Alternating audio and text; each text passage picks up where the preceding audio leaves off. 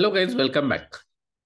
Today we are going to see turnover ratios, which are also known as operations ratios, which are also known as working capital ratios. Now, there are three major ratios: receivables turnover ratio, which is also known as debtors turnover ratio. Second one is inventory turnover ratio. And the third one is creditors turnover ratios or payable turnover ratios. Now, these ratios speaks about efficiency of the operations of your company. Now, receivables turnover ratio or debtors turnover ratio tells you how quickly your debtors pay you back.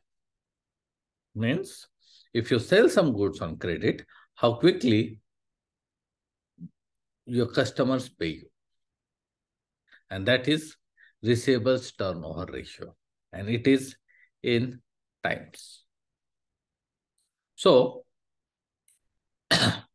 higher the ratio, quickly the customers are paying you. Lower the ratio, customers are taking more time to pay you. You can compare it with all your industry peers also. Okay, now, second ratio is inventory turnover ratio. Again, how quickly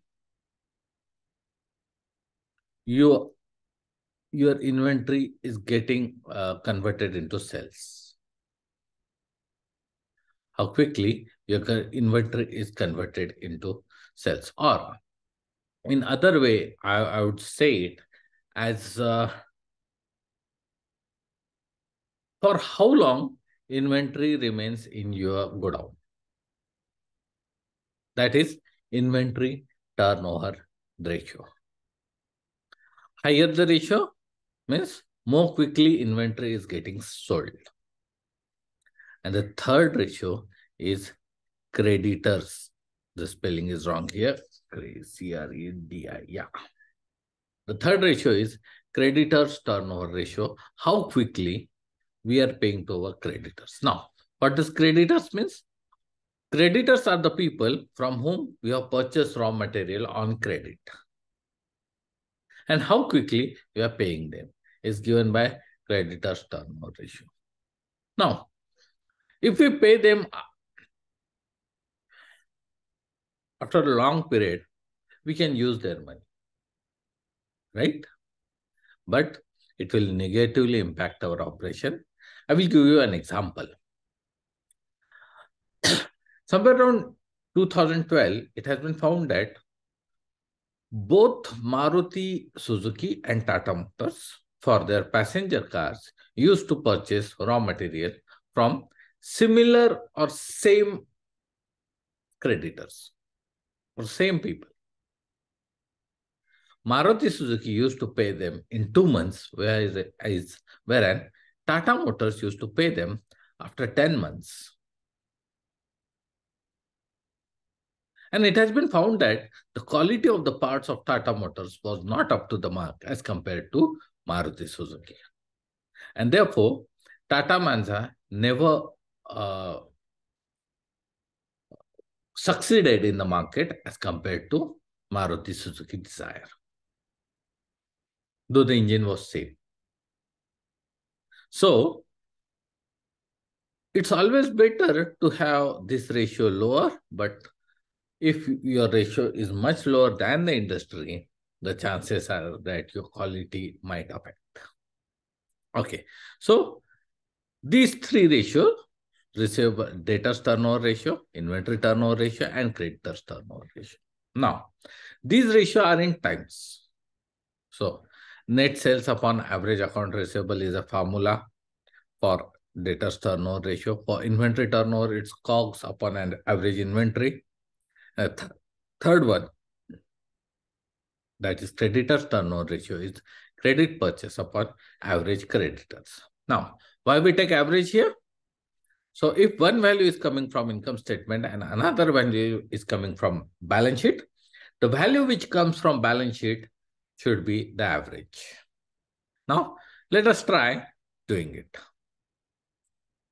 Now, receivables turnover is nothing but net sales. We have sales upon average of debtors. So, average of debtors, bracket close, enter. It came out to be 0.5. Now, if you want to convert this time into number of days, so simply reverse the formula. I would love the third formula, this or this. The answer will come as same. So is equal to 365 upon debtors turnover ratio. So basically, you are paying your debtors after 730 days, which is too much, almost 2 years. What does that mean? That if you do sales, you're going to receive your money after 2 years. Now, if this is a government company, this might be okay. But if your client is not government, the chances are there is some fraud going on here. Now, let's look at inventory turnover ratio. COGS upon average inventory. Let's see what is our COGS. Cost of goods sold, operating expenses, COGS. This is my cost of goods sold upon average inventory. So I will do average of inventory, which comes out to be 250. It's again lower. My God. What does this signify? My finished goods remain in inventory for, my God, 2000 days.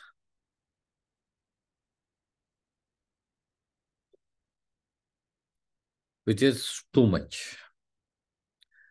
This is a mock example, so these things can definitely happen. Third one is creditors purchase period. So we will take it in times. So basically credit purchases, we do not have credit purchases. We will take operating expenses upon average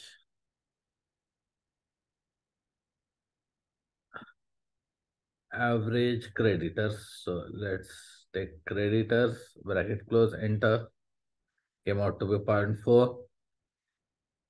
If you want to convert it into days, 365 upon average creditors, and you pay creditors after 912 days. So, though this is a mock example, we get a better idea about the operations of the company. I pay my creditors after 900 days. I receive my money after 730 days, and inventory remains with me for 2000 days. Something is wrong here, especially with inventory. Right? So this you can see it from the expenses. So basically your operating expenses, raw material expenses is just 40 and your inventory is 250. So basically you do not require this much inventory for operating expenses of 40. That means almost you have inventory almost for 6 years. That's what it is saying. And why do you require inventory for 6 years? You do not require. Unnecessarily, you are locking your money out. So this ratio tells you how good is your operations, how good is your working capital, how quickly your current assets or current liabilities are paying back, how quickly the current assets are getting converted to cash. So these are the major types of ratios. There are a few more ratios which are used in valuation, like P by E, P by book value, earning per share, dividend payout ratio, dividend yield ratio, which are related to market, that we are going to see in our next lecture. If you like this video, you know what to do. And if you have any questions, please put it in comments. I will definitely get back to you within next 2 working days. Thank you very much, guys. I hope you enjoyed the session.